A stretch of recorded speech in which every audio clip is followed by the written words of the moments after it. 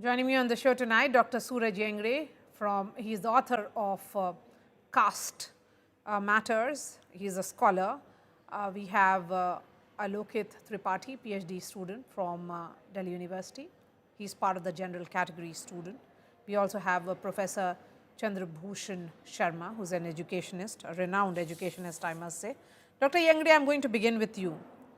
The UGC says that these guidelines are aimed at creating equity in higher education. From your perspective, will it actually create the level playing field as the UGC is hoping it or will it deepen the divides which are already existing?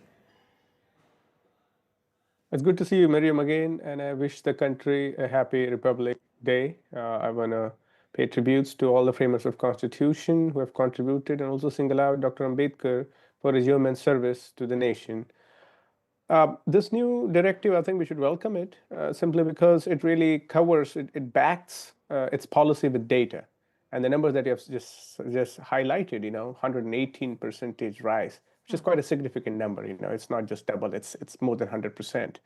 And so this kind of new policy interventions, what does to any institution who is trying to create a level playing field, equality, is to provide more grounds for people to have a space where they can act and interact with people without any fear of pushback or also any liability that they may have when they have to raise this issue. You have to understand that these laws come from a place where a student who has overcome so many institutional barriers and then has gone to university and then to have faced the same after even gaining credentials and entering into an educational space is something that's really unbecoming of any constitutional republic. And I think what these provisions do to us at the moment is to allow us to reflect on and also create a sort of deterrence. See, any policy is meant or foundational principle of any law is to create deter, is to discourage, is not to encourage any form of violence or discrimination that may come across. So I think when we see this in light of this broader debate and perspective,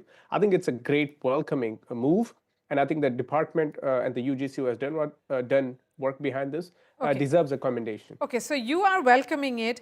What about you, Alokit? What are your concerns, and particularly students like you who come from the general category?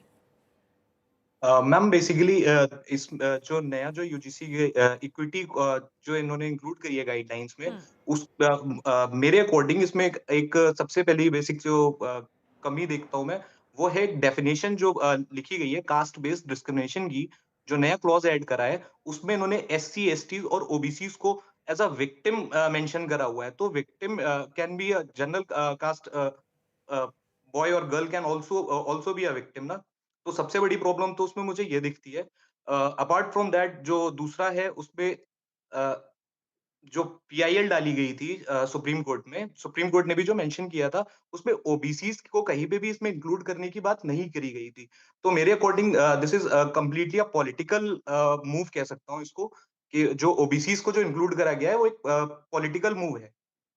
You see this as a political move. Professor Sharma, as someone who understands policy deeply, do you believe that UGC has struck the right balance here? Is it, good intention backed by good intent?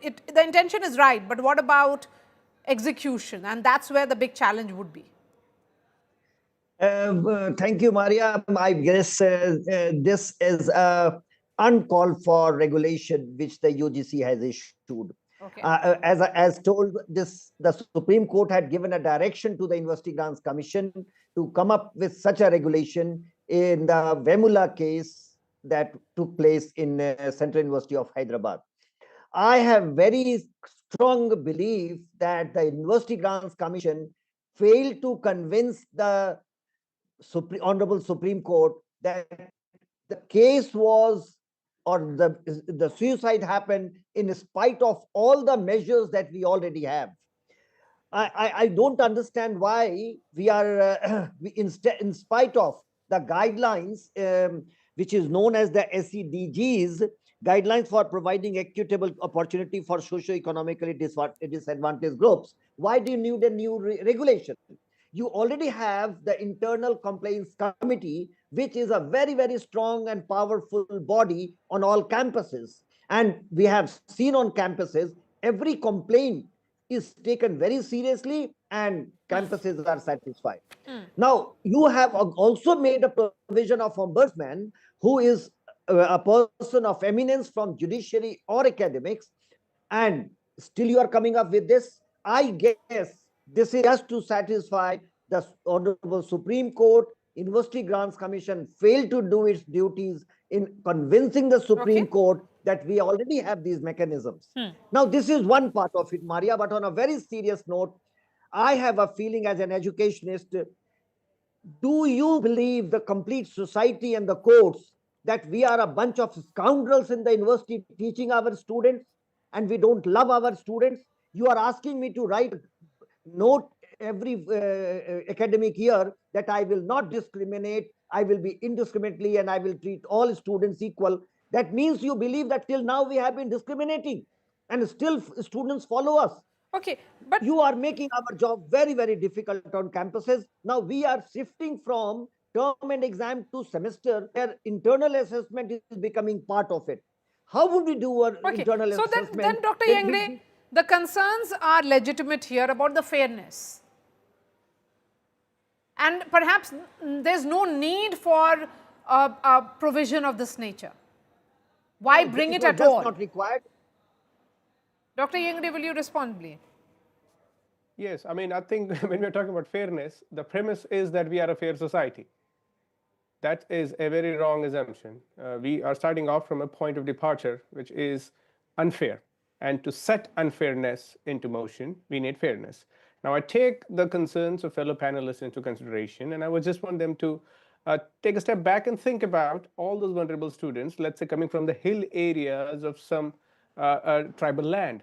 And when they are accessing these spaces, enormous institutional barriers are raised, and very fact starts the faculty from SC, ST, OBC community are not there. Now, Mr. Sharma, Professor Sharma has a student from a background who is equivalent or same background as a Sharma.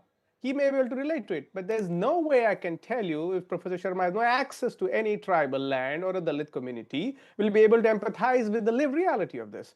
So we have to understand that the faculty position, in fact, IIM, IITs are lagging behind with faculty, let alone have the representation of SC, ST, OBC students.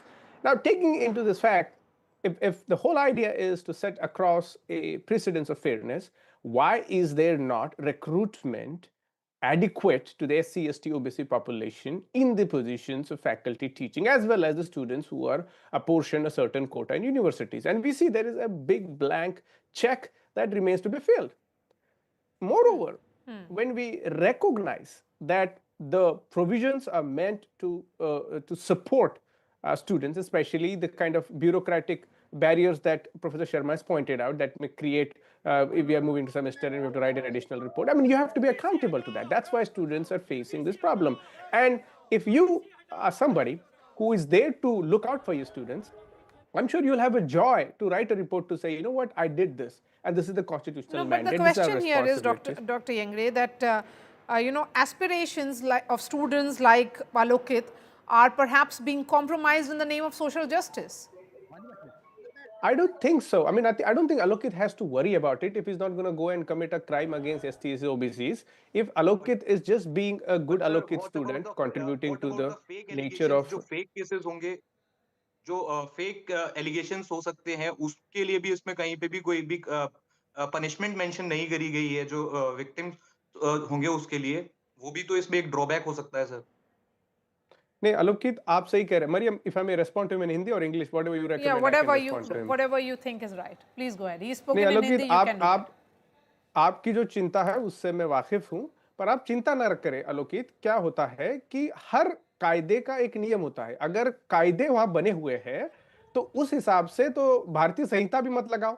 दुनिया भर के कायदे हैं. अगर हम उस premise से चल रहे हैं कि जैसे आपने भी बताया नॉर्थ ईस्ट एरियाज या कहीं से कोई स्टूडेंट आता है, तो अगर वहां से कोई फीमेल स्टूडेंट सब यहाँ पे अगर आके कहीं बाहर आके पढ़ रही है, तो उसके साथ साथ उसकी फैमिली ने भी जो एक पुरानी रूढ़िवादी सोच होगी, जो महिला शिक्षा के विरोधी रही है, उसको तोड़ के वो यहाँ तक पहुंची होगी.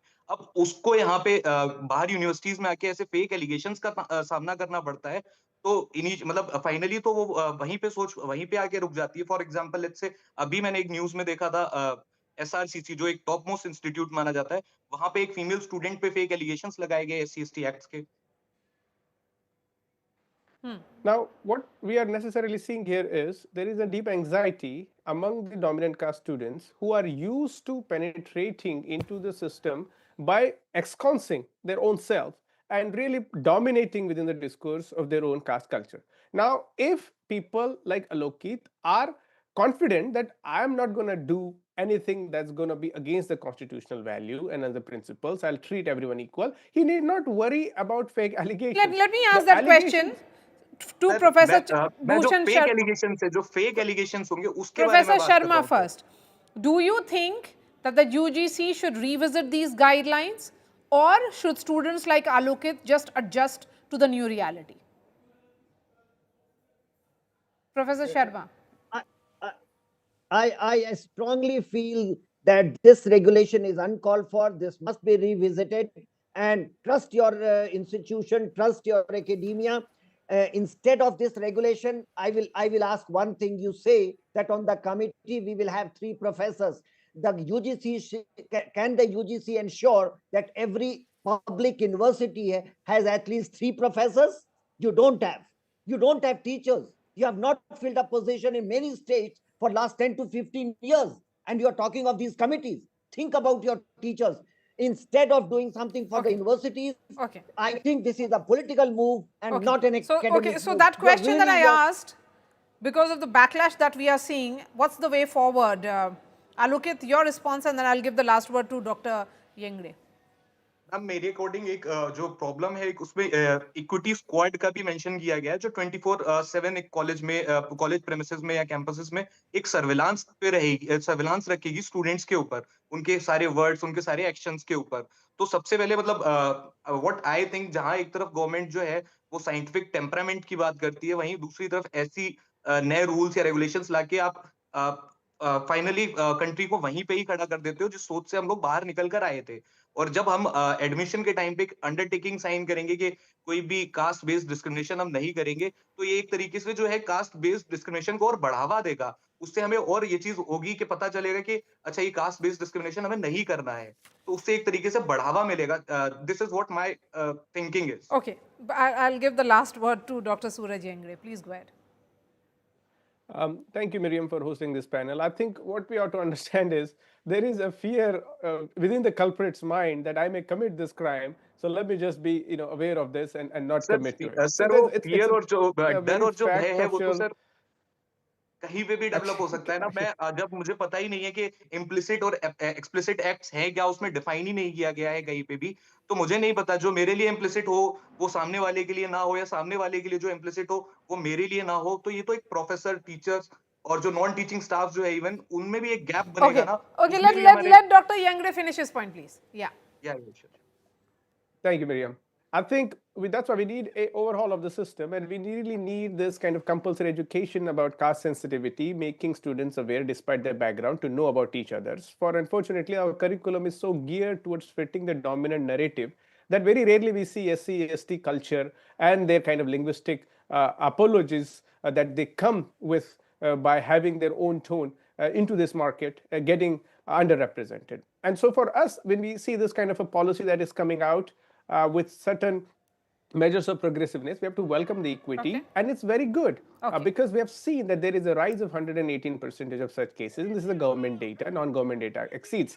So people like Alokit and others need not worry. In fact, they have to participate, think of this space as a democratic space and a country that has gone far, and you have to think about beyond the caste principle that were existing pre-1950. Now we live in an egalitarian Republic India. Okay. On that note, perhaps the right debate to have on 26th of January. So Professor Chandra Bhushan Sharma, Alokit and Dr. Yengde, really appreciate your time. Thank you so much. And to all the viewers of NewsTrack, happy Republic Day. Thanks so much for watching, and I'll be seeing you tomorrow.